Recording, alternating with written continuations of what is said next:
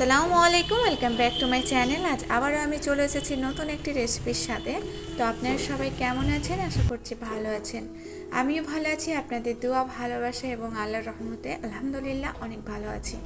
তো আজ একদম নতুন ধরনের একটি ভিন্ডি রেসিপি নিয়ে চলে এসেছি। তো তার আগে বলে দিই, প্লিজ ভিডিওটি স্কিপ করে একদমই দেখবেন না। আর যারা নতুন ভিজিট করছেন আমার চ্যানেলে তাদেরকে জানাই অনেক অনেক স্বাগতম। আর আমার ভিডিওটির মধ্যে যদি কিছু একটা অংশ ভালো লেগে যায় প্লিজ সাবস্ক্রাইব করে আমার সাথে থেকে যাবেন। আর ভালো লাগলে এই মুহূর্তে একটি লাইক অবশ্যই করে দেবেন। ভিডিওটি শুরুতেই আপনাদেরকে একটি রিকোয়েস্ট করছি, প্লিজ ভিডিওটি স্কিপ করে দেখবেন না। স্কিপ করে দেখলে ভিডিওটি অনেক কিছুই বুঝতে পারবেন না যে রেসিপিটি আমি কিভাবে বানাচ্ছি, আর আমার চ্যানেলের পক্ষেও অনেক খারাপ হবে। তো আশা করছি আপনারা অবশ্যই চাইবেন না যাতে আমার কোনো প্রবলেম হোক বা আমার ক্ষতি হোক। তো চলেন কি কি লাগছে রেসিপিটি বানানোর জন্য আমরা দেখিনি। তো প্রথমেই লাগছে আদা রসুন পেস্ট, বেসন, লাগছে লাল একটা টমেটো কুচি, পেঁয়াজ 4 ফালি করে কেটে নিয়েছি, ক্যাপসিকাম, ধনেপাতা আর পেঁয়াজ কুচি। আরও আছে বাদামকে ভেজে তার গুঁড়ো করে রেখে দিয়েছিলাম, ওটা 2 চামচ মতো লাগবে। ধনে গুঁড়ো, লঙ্কা গুঁড়ো, মিক্স মশলা গুঁড়ো, দারচিনি, লবণ, তেজপাতা, জিরা গুঁড়ো। এদিকে লাগছে টক দই।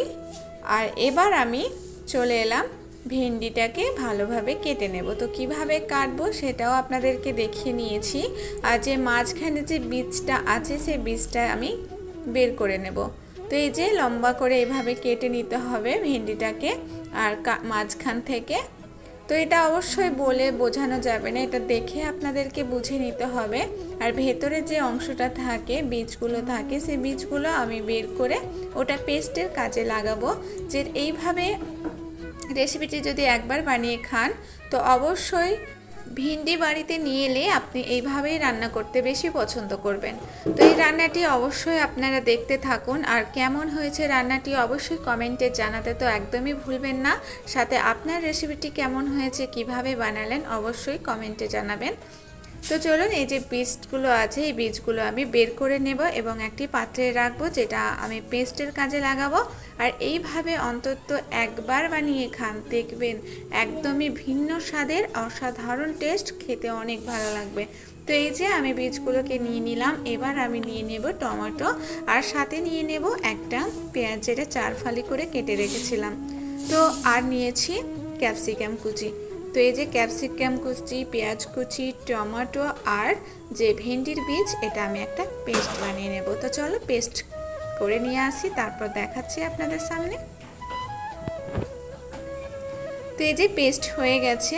তো এবার আমি ভেন্ডিগুলো কিভাবে কেটেছি দেখে নেব, আর ভেন্ডিটাকে আমি কিভাবে ম্যাগনেট করব সেটাও দেখিয়ে দেব। এই যে মাঝখান থেকে এভাবে কেটে নিতে হবে, আর ভেতরের অংশগুলো বের করে দিতে হবে। তো এই যে এবার আমি এর মধ্যে দিয়ে দেব বেসন। তো 3 চামচ বেসন আমি এতে ইউজ করেছি। আপনাদের কম বেশি লাগতেই পারে, যেমন ভিন্ডি থাকবে সেই অনুযায়ী লাগবে। এবার দিয়েছি 1 চামচ মতো লবণ। লবণটা আপনারা আপনাদের স্বাদ মতো দিয়ে দেবেন। আরও দিয়েছি হলুদ গুঁড়ো, 1.5 চামচের মতো হলুদ গুঁড়োও লেগেছে। দিয়েছি লঙ্কা গুঁড়ো, 1.5 চা চামচের মতো লেগেছে লঙ্কা গুঁড়ো। তো এবার আমি সবগুলোকে মাখিয়ে নেব।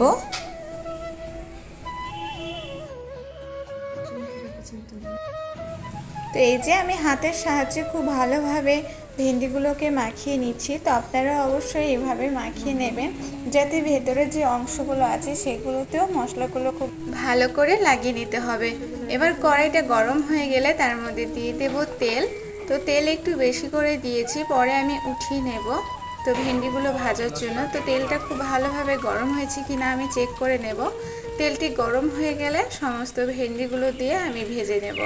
এই যে তেল খুব ভালোভাবে গরম হয়ে গেছে, এবার আমি তেলের মধ্যে দিয়ে দেব ভেন্ডিগুলো। তো ভেন্ডিগুলো আমি ভেজে নেব। তো তোমরা সব দেখতে থাকো। আর ভিডিওটি কেমন লাগছে, এখনও অবধি যারা লাইক করতে ভুলে গেছো তারা প্লিজ একটা লাইক করে দাও। কেন জানি না লাইক কেন করো না বুঝি না। লাইক প্লিজ করে দিও। লাইক করে দিলে কি হবে, আমাদের ভিডিওটা করতে আরও উৎসাহিত হব, ভিডিওটি বানাতে অনেক ভালো লাগবে। আর কমেন্ট অবশ্যই করবেন, কমেন্ট করতে কিন্তু আমাদের অনেক ভালো লাগে যারা আমরা ভিডিও বানাই। আশা করছি যারা ভিডিও বানাও তারা তো অবশ্যই জানো কতটা আমাদের খুশি লাগে কেউ কমেন্ট করলে।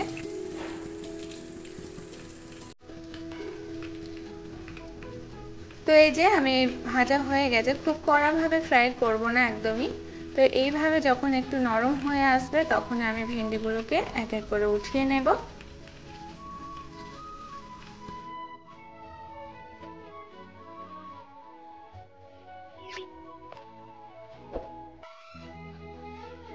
এই মুহূর্তে একটি কথা একদমই না বলার নয়, তো বলে দিতে চাই সবাইকে অনেক অনেক ভালোবাসা। অনেক সাপোর্ট করেছেন আমাকে, আপনাদের সাপোর্টের কারণে আজকে আমি এত দূর আসতে পেরেছি। তো আমি কখনোই ভাবতে পারিনি যে আমার শেষ লাইভে এতটা ভালোবাসা আমি পাবো। সবটাই সম্ভব হয়েছে আমার দিল ভাইয়ের জন্য। দিল ভাই অনেক অনেক ভালোবাসা, সাথে তনুদি, মাসুমাদি, আরও যারা আছো আমার সাথে, সকলকে অনেক অনেক ভালোবাসা। সকলের নাম নেওয়া তো পসিবল হয়ে উঠছে না, তাই আমি হয়তো নামটা নিতে পারছি না, কিন্তু এটা না যে আর কেউ আমাকে সহযোগিতা করোনি, তোমরা সকলে আমাকে অনেক সহযোগিতা করেছো। তো এই ভিডিওটি হচ্ছে রবিবারের। তো রবিবারে এখনও আমি অ্যাপ্লাই দিইনি, জানি না কি হবে, অনেক ভয়ের মধ্যেই আমি আছি। তো আপনারা দোয়া করেন, এত পথ যখন আপনারা পার করে নিয়ে এসেছেন, তো আগামী পথগুলো আমাকে খুব ভালোভাবে হাত ধরে নিয়ে যাবেন। তো এই যে এবার আমি দিয়ে দিয়েছি পেঁয়াজগুলোকে ভেজে নেব। আর তার আগে দেখেছেন তেলটা আমি উঠিয়ে নিয়েছি, তার মধ্যে লবণ দিলাম পেঁয়াজের মধ্যে যাতে পেঁয়াজটা খুব তাড়াতাড়ি নরম হয়ে যায়। দিয়েছি আদা রসুন পেস্ট, আর দিয়ে দিলাম হলুদ গুঁড়ো। এবার এক এক করে সব মশলাগুলোকে দিয়ে দেব। তো তেজপাতা, এবারে দিয়ে দেব মিক্স মশলা, যেটাতে বিভিন্ন ধরনের মশলা এটাতে মিক্স আছে, যেটা আমি প্রতি রান্নাতেই ব্যবহার করে থাকি, আগের প্রত্যেকটা ভিডিওতে আপনারা অবশ্যই দেখেছেন। তো এবার দিয়ে দিলাম লঙ্কা গুঁড়ো, খুব হালকা পরিমাণ দিয়েছি। তো দিলাম কালো জিরে, দারচিনি। তো মশলাটাকে খুব ভালোভাবে কষে নেব আমি।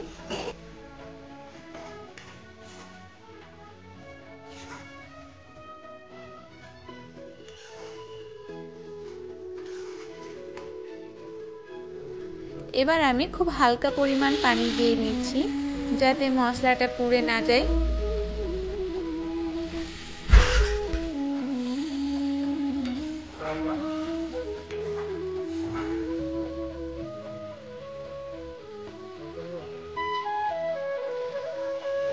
মশলাটা কষে নেব এবং মশলাটার মধ্যে যখন তেল উঠে আসবে, পেঁয়াজগুলো নরম হয়ে যাবে, তখন যে পেস্টটা করে রেখেছি সেই পেস্টটা এবার আমি 3 চামচ মতো দিয়ে দেব। তো এবারও আমি খুব ভালোভাবে কষে নেব মশলাটাকে।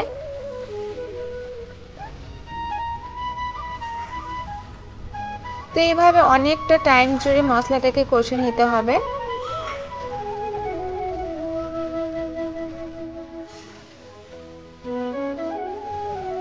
তো এবার আমি যে বাদামটা গুঁড়ো করে রেখেছিলাম তাই থেকে 2 চামচ মতো আমি বাদাম গুঁড়ো দিয়ে দেব, এতে টেস্টটা আরও বেশি ভালো আসবে। আর এখানে যদি আপনারা এই বাদাম গুঁড়োর বদলে আপনারা কাজু বাদাম বাটাও দিতে পারেন, ওটাতে টেস্ট আরও বেশি ভালো আসবে। তবে আমি যেমন শিকদানা হিন্দিতে বলে, আর বাংলায় যে ছোট বাদামটা থাকে সেই বাদামটাই আমি এখানে ইউজ করেছি। তো এবার আমি টক দই দিয়ে দেব। টক দইটাকে আমি ফেটে নিয়েছি এবং দিয়ে দেব 3-4 চামচ মতো দিয়েছি।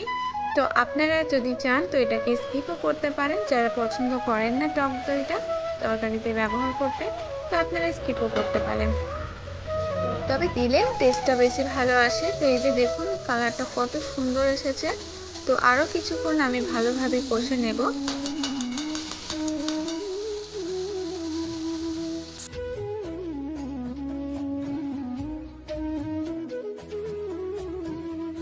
এবার যে ভেন্ডিগুলো আমি ভেজে রেখেছিলাম সেই ভেন্ডিগুলো আমি এই মশলার মধ্যে দিয়ে দেব।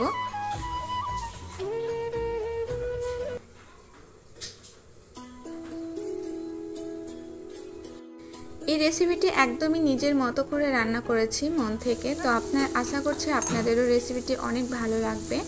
তো রেসিপিটি বাড়িতে অবশ্যই তৈরি করবেন এবং সকলে কেমন কি বলছে সেটা অবশ্যই আমাকে কমেন্টে জানাতে ভুলবেন না। তো রেসিপিটি দেখলেই আপনারা বুঝতে পারছেন যে রেসিপিটি কতটা সুন্দর হয়েছে দেখতে, তো খেতেও কিন্তু ততটাই ভালো হয়েছে। তো চলো এবার আমি শেষ প্রসেসে চলে এসেছি। তো এবার রান্নাটা মোটামুটি কমপ্লিট হয়ে গেছে। যখন পানিটা ফুটে আসবে আর ভেন্ডিটা আর একটুখানি নরম হয়ে আসবে তখনই কিন্তু এই রেসিপিটি আমার হয়ে গেছে। তো আমি কিছুক্ষণ 5 মিনিটের মতো ঢাকা চাপা দিয়ে রেখে দেব।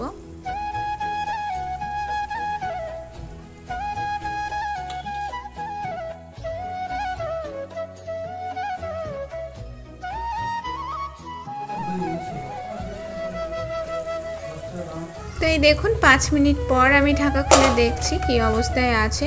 তো হয়ে এসেছে, তেলগুলো দেখুন কেমন ওপর দিয়ে উঠে এসেছে, তার মানে রেসিপিটি একদম পুরোপুরি ফাইনাল হয়ে গেছে। তো ওপর থেকে আমি কিছু ধনেপাতা কুচি দিয়ে দিলাম ফ্লেভারের জন্য। ধনেপাতা দিলে কিন্তু ফ্লেভারটা আরও ভালো আসে, খেতে কিন্তু অসাধারণ লাগে। তো এই যে দেখুন কালারটা কত সুন্দর এসেছে, দেখতে যতটা আকর্ষণীয় হয়েছে খেতেও কিন্তু অনেক ভালো হয়েছে। তো অবশ্যই আপনারা বাড়িতে ট্রাই করবেন। ভালো লাগলে প্লিজ লাইক কমেন্ট শেয়ার করে দেবেন, সাবস্ক্রাইব করে বেল আইকনটি অবশ্যই প্রেস করে দেবেন যাতে পরবর্তী কোনো ভিডিও আপলোড দিলে সবার আগে আপনাদের কাছে নোটিফিকেশান চলে আসে। তো চলে আজকের মতো এতটুকুই, আবারও দেখা হবে অন্য কোনো রেসিপি বা ভিডিওর সাথে। ততক্ষণ ভালো থাকবেন, সুস্থ থাকবেন। আসসালামু আলাইকুম।